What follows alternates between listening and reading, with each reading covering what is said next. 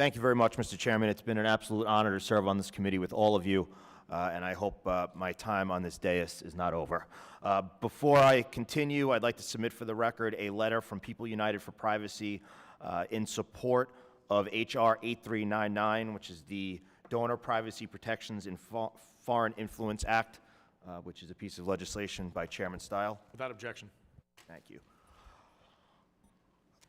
Mr. Bowman, in your opening statement, I think that you said some things that are critically important, and I think that very often we have these hearings and they are talked about on Capitol Hill and in our offices, but this is a hearing that I hope the American people are listening to at home, in their living rooms, around their kitchen table, because it is that critically important.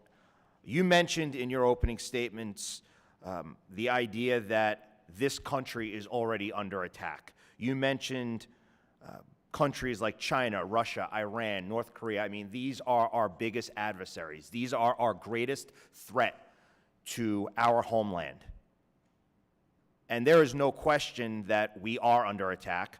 There is no question that we are already at war. And I think that a lot of the things that we talked about this morning are very important. But I think what I want to focus on is how this affects the people back home. Because very often people say, well, it's not happening in my backyard, it's not happening in my county, my vote is the one that counts. And you know, we've heard when President Trump has said that we are under attack, when President Trump has said that there is foreign influence in our elections, we've been told very often by the other side of the aisle that that's not really the case. Can you talk to us about specific evidence and tactics? And I know that there was a hoax that was mentioned, but I'm sure you have many more. I want us to deliver to our neighbors back home exactly how their vote is threatened by these adversaries like China, Russia, and Iran. Thank you, Congressman, for the question. And you know, this will start vague, but I'll try to be more specific. I think we need to fully appreciate that our adversaries understand the battlefield of beliefs and ideas, right? Because China, Russia, and Iran in particular, and also North Korea, they have a problem with us, I'd say, because of our existence and our power. And by existence, I mean our representative democracy presents a threat to autocrats who want to retain their self-serving grip on power.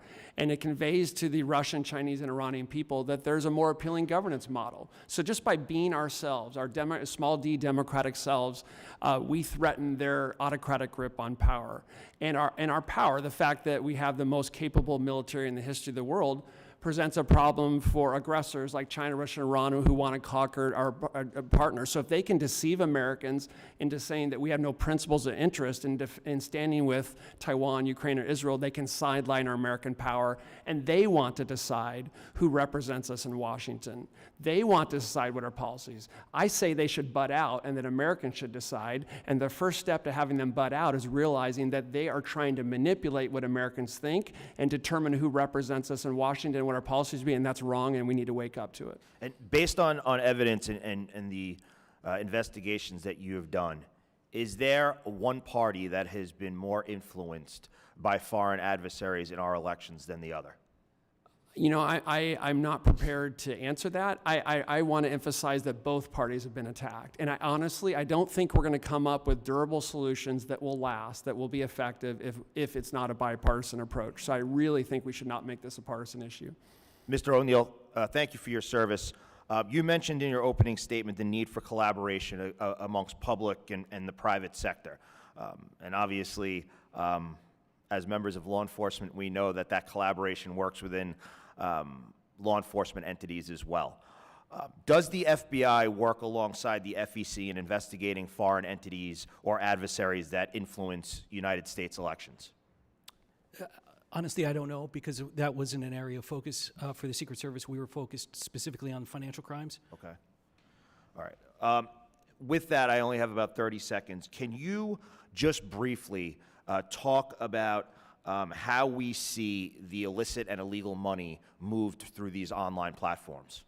So money mules are, as Mr. Bowman talked about, is the center of gravity that enables cybercrime and money laundering to flourish. So whether it's a witting or unwitting money mule, They are primarily how the bad actors are moving money throughout, whether it's financial crimes or whether it's any sort of illicit malign activity. It starts with money mules, and also understanding the weaknesses in our current AML regime and focusing on platforms that don't meaningfully do any know your customer activities. Thank you very much. Thank you all for being here. Mr. Chairman, once again, it's been an absolute honor. I yield back. It's an honor to have you here. The gentleman yields back.